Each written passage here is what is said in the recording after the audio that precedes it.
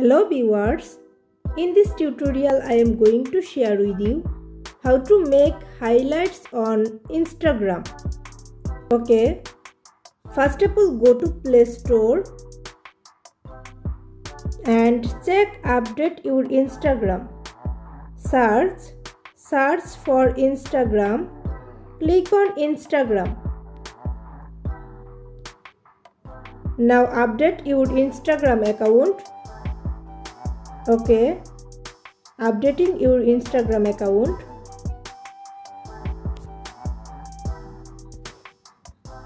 Updating. Now you can see, open it. Now back to home screen and go to your Instagram. Click on Instagram. Now click on plus icon. Now click on gallery icon. Click on select on photos. Now click on this icon. Click on share. Now click on add to highlights. Click on add your details.